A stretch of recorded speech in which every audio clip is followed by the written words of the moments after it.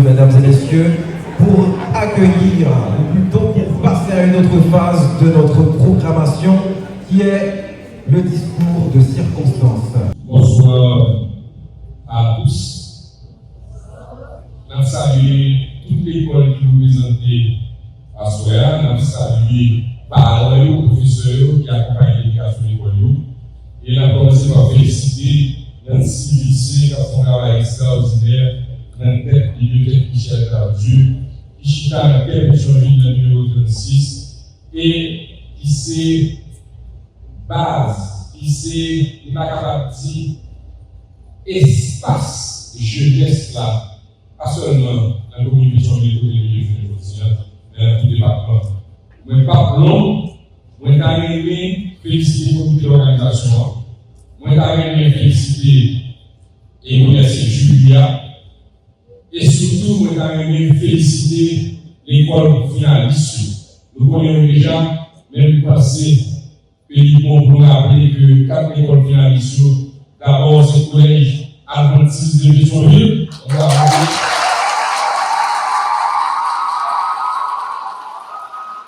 Deuxième finaliste, c'est l'institution des Colombiens de la Sauce.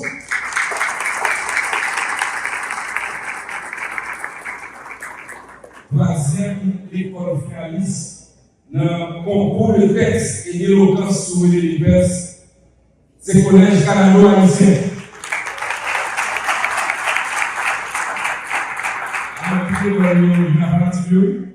Et finalement, nous avons comme 4e finaliste, lycée technique et professionnel Joseph Charles Bernard.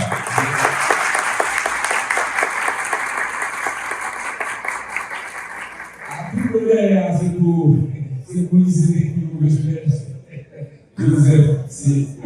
En tout cas, encore une fois, bonne chance aux écoles finalistes. Compliment à toutes les écoles qui ont décidé de participer dans le concours de texte et d'éloquence sur les diverses. Je dis à sa grande finale, même si à un gagnant, même si à un vice-champion, mais tout le monde qui participe dans le concours ça mérite un gros applaudissement. Merci beaucoup, bonne chance, que le meilleur gagne. Regardons la paire des Antilles aujourd'hui.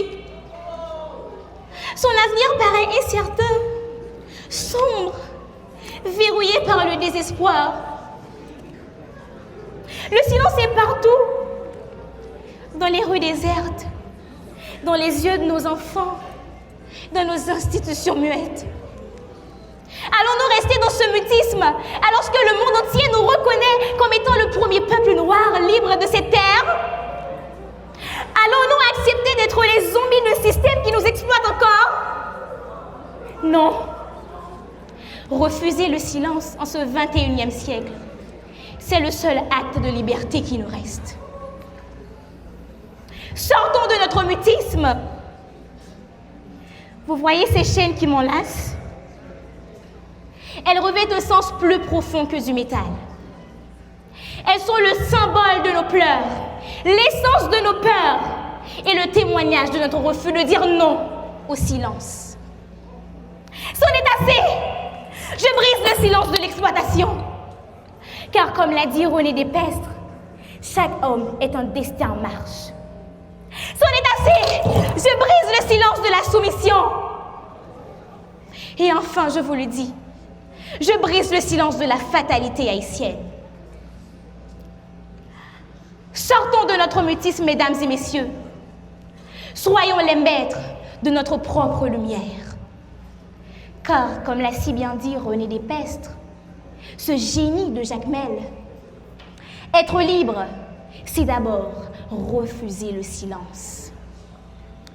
En réalité, mesdames et messieurs, la liberté n'est pas seulement l'absence de ces chaînes physiques, mais l'extirpation même de nos cages invisibles qui nous tiennent dans la servitude mentale, empêchant toute possibilité de s'exprimer librement.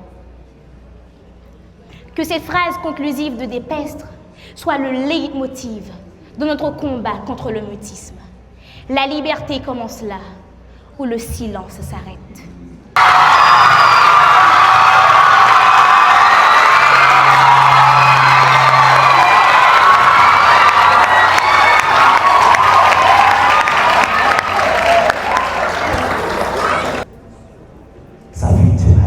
occasion unique pour prouver à tous ceux qui s'attaquent à l'authenticité des rites et pratiques culturelles.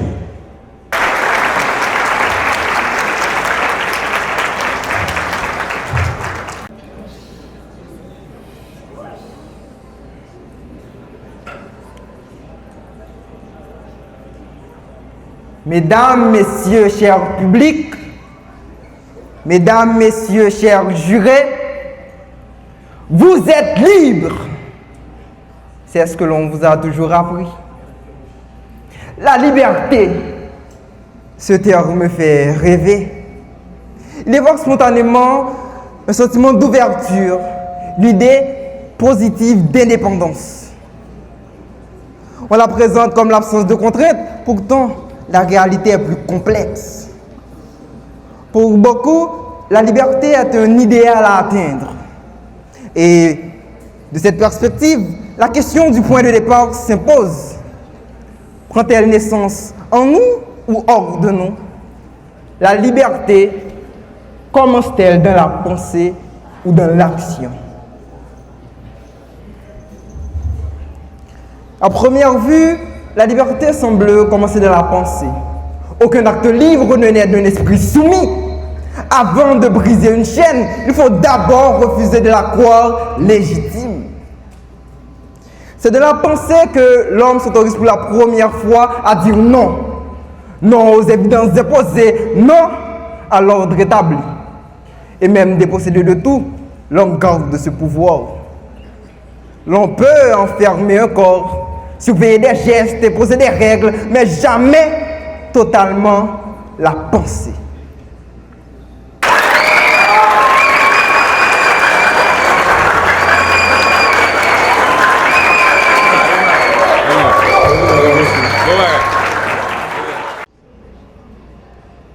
Continuons à rêver pour pouvoir résister avec les vicissitudes de la vie. Parce que oui, le rêve est une forme de résistance. Si aujourd'hui la ségrégation raciale est quasi disparue aux États-Unis, c'est parce que Martin Luther King Jr. était un rêveur résistant. Sa fameuse phrase « I have a dream », j'ai un rêve, a eu son accomplissement en 2008 avec le premier président noir américain, l'illustre Barack Obama, qui aujourd'hui est l'un des plus grands orateurs du XXIe siècle. La réalisation de ce rêve n'était pas le fruit du hasard, mais le résultat de toute une décennie de rêves, de combats et de résistance. Un rêve sans action reste une idée, une envie suspendue. L'action sans rêve peut faire avancer, mais sans sens, sans vision. Rêvons et agissons. Les membres du jury, ce soir, si vous me permettez de vous aider à juger, de vous aider à mettre les points sur les i. Oui, j'oserais emprunter votre jugement pour porter des critiques sur cette foule qui refuse de juger.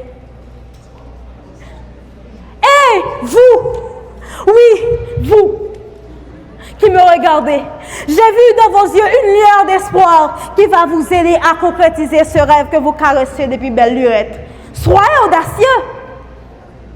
Somme toute, mes chers amis, je vous invite à rêver, à penser, à imaginer, afin de voir dans quelle mesure vous pouvez apporter votre collaboration à cette société agonisante.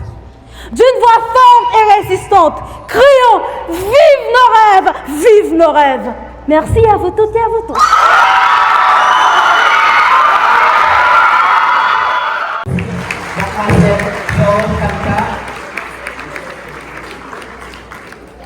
Et pour nous capables de symboliser le moment symbolique ça, nous gagnons un cadre spécial qui nous réserve avec un spécial qui contribuait avec l'épanouissement jeunes, qui mettait un patrimoine dans la commune de Pétionville qui c'est la bibliothèque Michel Badiou de Pétionville.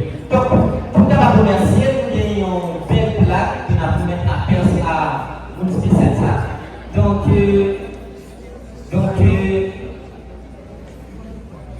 Je vais dire pour vous. Bibliothèque Michel Tardieu, honneur et mérite décerné à l'honorable député Monsieur Jerry Tardieu pour sa contribution exceptionnelle et son engagement historique grâce à sa vision. Le concours d'éloquence du centenaire du comité de presse a pu rayonner et marquer les esprits. C'est l'applaudissement des moments d'accueillir votre député. Après les problèmes applaudissements, et encore une fois.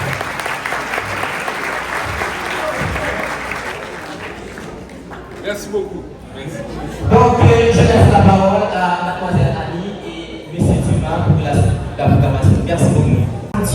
Et toute l'une de ces écoles sortira en troisième. Prenez l'institution des colonels de la source avancée, le lycée technique et professionnel Joseph Charles Bernard avancé. Exactement. Le collège canado-haïtien, vous êtes avancé par devant. Et le collège agnostique de Pétionville, vous êtes avancé par devant sous les applaudissements du public. Chers publics, vous avez devant vous les quatre écoles qui viennent de mener une sacrée guerre pour déterminer qui est-ce qui va en finale. Quelle école sera finaliste de ce concours pour finalement remporter la victoire? 4 écoles devant vous, mais 2. Seulement 2 seront finalistes. Le jugement. Je pense que d'abord, mesdames et messieurs, je vais vous demander au nom du membre du jury et également en tant que formatrice de ce concours, d'applaudir très chaudement nos finalistes parce qu'aujourd'hui, vraiment, ils ont délivré un travail hors pair et ils se sont dépassés. Merci d'applaudir.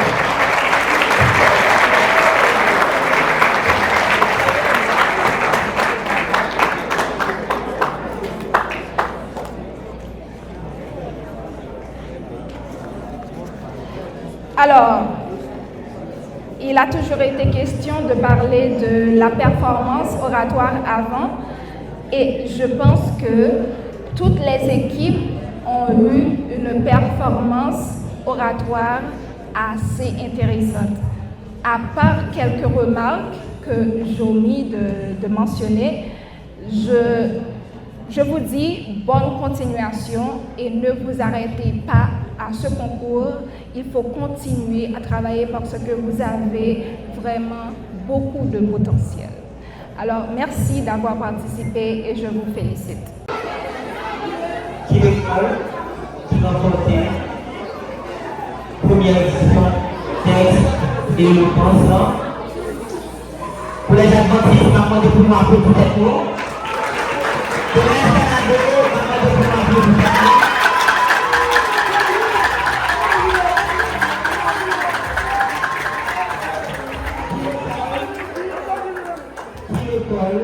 Qui remporter concours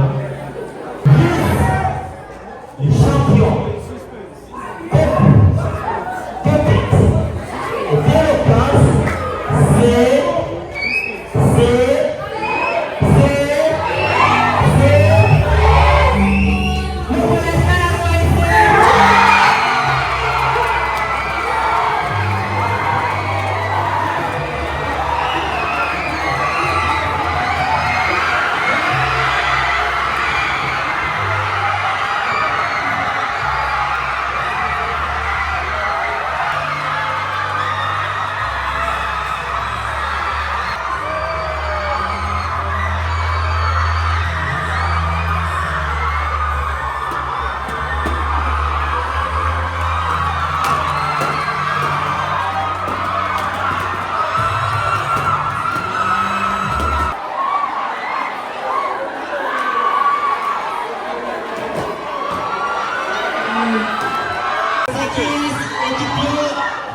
toujours été supporter de l'équipe. Équipe